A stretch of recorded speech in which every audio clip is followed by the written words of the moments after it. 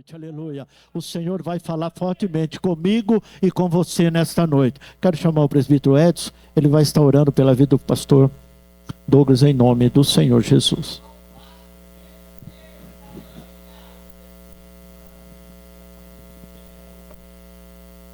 Primeiro, irmão, na paz do Senhor. A igreja estende suas mãos para cá. Vamos orar pelo nosso pastor Douglas, para que Deus venha usar poderosamente nas suas mãos. Que Deus venha direcionar suas palavras diretamente do céu, através das Santas Escrituras. E venha falar conosco nessa noite, que possamos sair cheio, saciado da sua presença, para podermos caminhar a semana e o mês inteiro e o ano também, né? Glória a Deus. Estenda suas mãos para cá.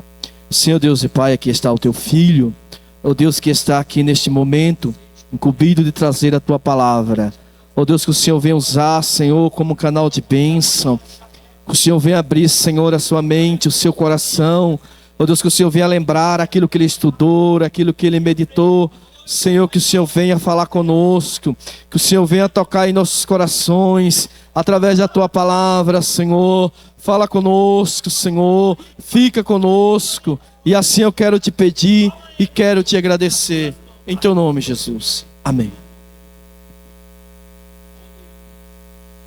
Meus irmãos, eu quero cumprimentar a todos com a paz do Senhor. Pode tomar o seu assento.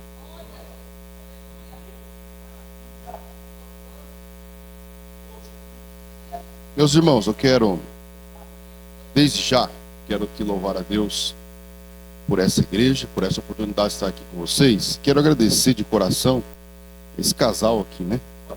A peleja aqui, o pastor Genivaldo e irmã Elizabeth. Obrigado pelo convite de vocês, né? A Elizabeth entrou em contato com a gente. Tentamos uma vez, né? Não deu certo, mas agora deu certo. A agenda é muito difícil, compromisso familiar, compromisso com a igreja, mas graças a Deus estamos aqui. E deu certo, né? Deu certo a agenda aí. Muito obrigado. Estou feliz aqui em rever o irmão Fredson. O irmão Fredson foi meu aluno de teologia antes da pandemia. Muito tempo nós não nos víamos, né? Deus abençoe sua vida, viu? Deus abençoe a todos os irmãos aqui da igreja de Rubião. É um prazer estar aqui com vocês.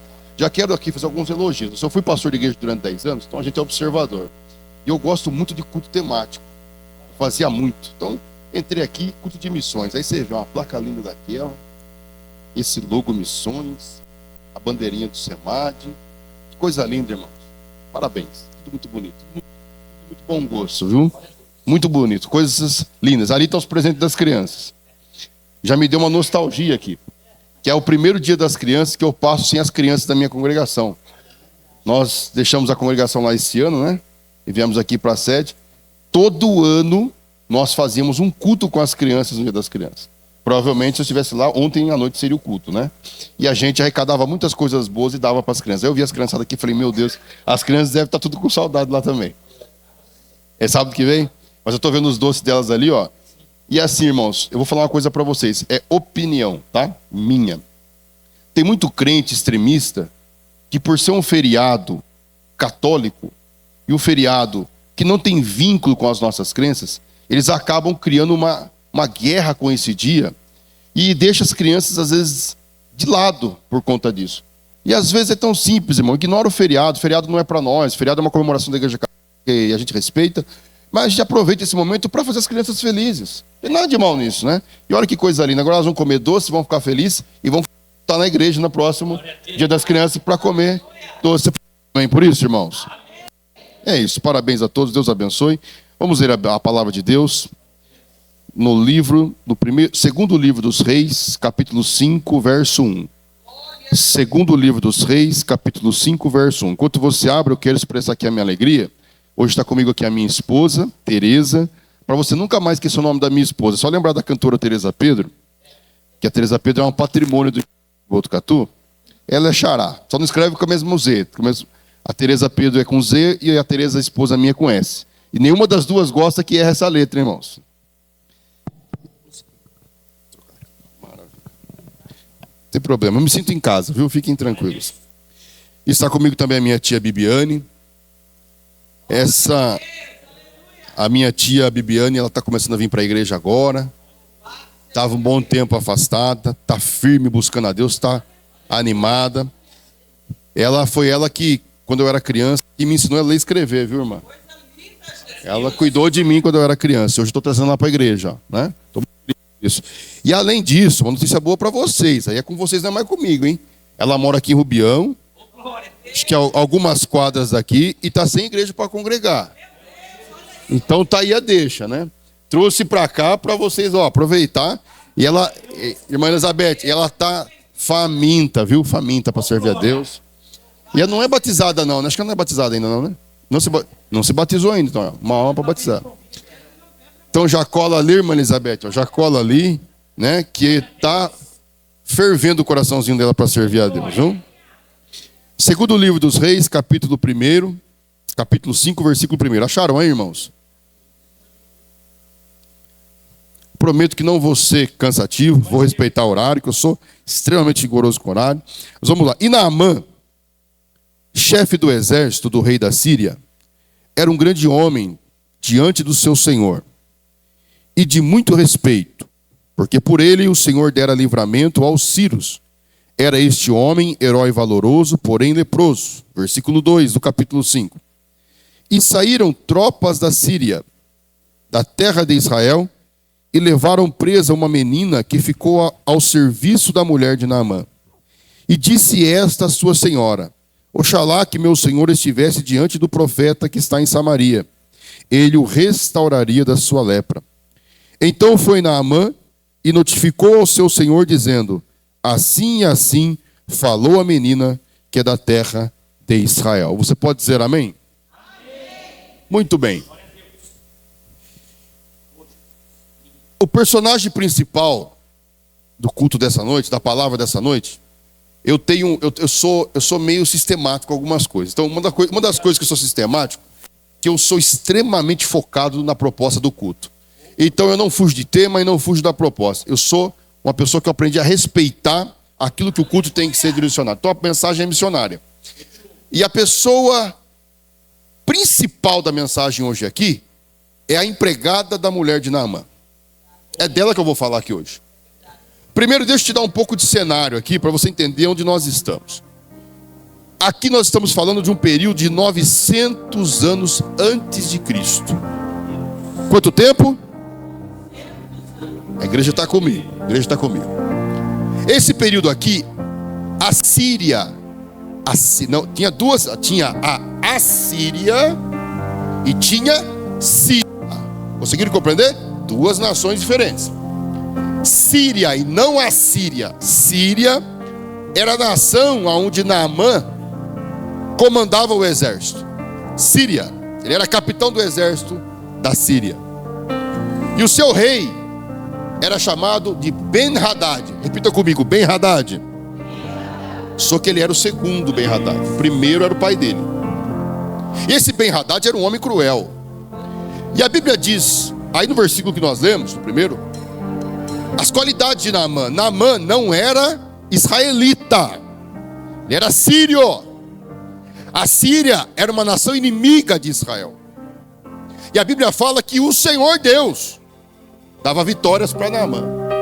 E Naamã era um homem de virtudes. Aí no versículo 1 do capítulo 5 vai dizer o quê? Que Naamã era um homem valoroso, guerreiro, um homem de respeito, poderoso. Aonde ele chegava, ele colocava respeito. Só que ele tinha um problema grave. Ele tinha lepra. E essa era a dor da alma de Naamã. Esse era o calcanhar de Aquiles de Naamã. E eu vou narrando o texto aqui, você vai perceber que o que eu estou falando é verdade. Naamã era um homem que vencia guerras, vencia batalhas, era ovacionado na sua nação, era tratado como o homem mais importante no palácio. Mas quando ele chegava na sua casa, na sua solidão, ele sofria. Porque nenhum troféu de vitória conseguia tirar a dor da alma dele de saber que ele era uma pessoa leprosa. Irmão, você quer saber o que é isso? Conversa com uma pessoa que é doente, que é enferma. Parece que nada tem brilho para ela, porque no fundo aquela doença é inimiga dela. E Naamã era um homem assim, amargo, triste. E numa dessas empreitadas da Síria contra Israel, Eles venceram a nação de Israel na guerra. E nesse período o rei de Israel era Jorão. Quem era Jorão? Filho de Acabe e de Jezabel. E só para você lembrar do cenário, Israel era dividida em duas nações, porque depois de Salomão dividiu a nação. Do lado norte, Israel era governado por Jorão, filho de Acabe e Jezabel. E do lado sul, a nação se chamava Judá. Lá do norte a nação se chamava Israel, lá do sul a nação se chamava Judá. E do lado sul, em Judá, quem governava era Joás, filho de Josafá. E Naamã, com a Síria, vence a guerra de Israel. O que era normal nas guerras? Quando se vencia uma guerra, o que eles faziam? Eles tomavam os despojos. O que são despojos? Todo tipo de recursos que eles puderem levar: roupa, armas, alimentos, animais, carruagem, o que puder vira despojo. E além dos despojos de recursos, eles tomavam posse de pessoas, mulheres, crianças, homens, e transformavam em escravos. E numa dessas andanças, uma dessas guerras, quando Naamã vence com muita maestria e a Síria derruba Israel, eles trazem os despojos. E uma menina jovem, no meio desses recursos, não, a Bíblia não dá detalhes, ela vai parar na casa de Naamã. A Bíblia diz que ela se tornou, vou falar da nossa linguagem, ela se tornou empregada doméstica da mulher de Naamã, serva de Naamã. Detalhe, a Bíblia nem fala o nome dela, nem menciona quem são seus pais, nem que linhagem de Israel ela veio. Só fala que uma menina foi levada. Só que tem um detalhe: ela não era uma menina qualquer, ela era uma serva de Deus. Foi parar na casa de Naamã, numa pátria que não era sua, numa casa que não era sua família. E mesmo assim ela não se desviou, e mesmo assim ela não abandonou a fé que ela tinha. Ela não esqueceu do seu Deus, ela não mudou o seu comportamento. Ela permaneceu na mesma posição de crente, de serva de Deus, em que ela sempre esteve.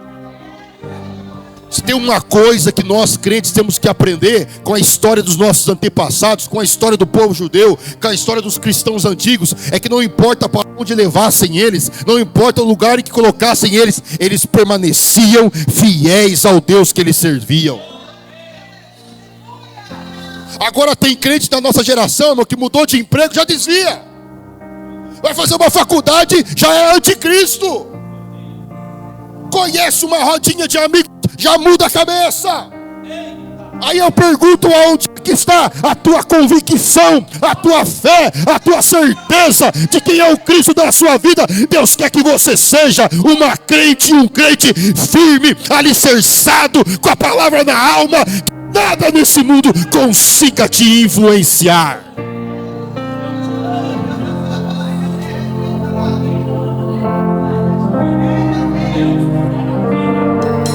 Eu imagino que num dia desses em que Naamã deveria estar chorando, triste, cabisbaixo, ou talvez nos lamentos da sua esposa, a menina ouve. Eu me emociono com isso, a história é muito forte.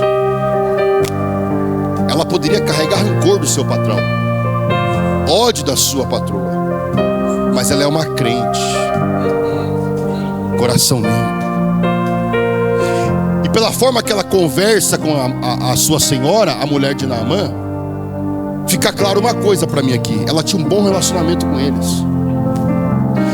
E ela vai falar com eles, ela tem a liberdade de falar com a mulher de Naamã, com a sua senhora.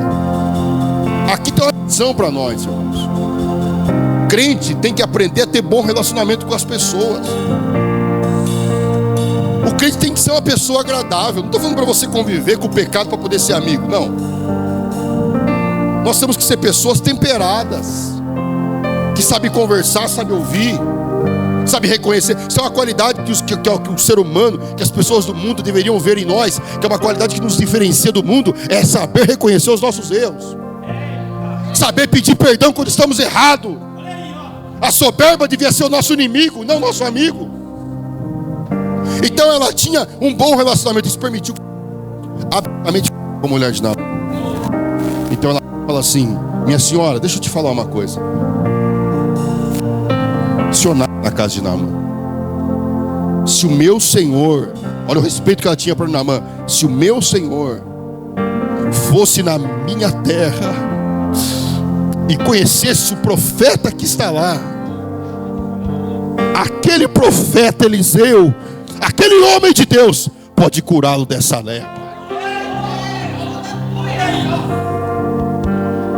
A palavra dela foi tão impactante daquela família que Naamã considerou uma palavra de uma empregada. Porque quando a pessoa está no fundo do poço, desesperada, ela aceita qualquer coisa, posta qualquer coisa.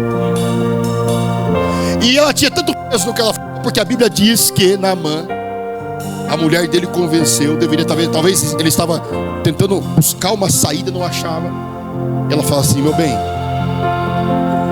vai atrás de alguma coisa. E ele vai até o rei, seu senhor, Ben-Hadad, e fala assim para ele assim: meu senhor, aquela menina da terra de Israel, olha quem ela representa. Ela representa aquela menina da terra de Israel. Irmão, será que falam isso de nós, irmã Elizabeth? Aquele moço de Deus veio aqui falar tal coisa. Aquela mulher, em um momento vão nos chamar.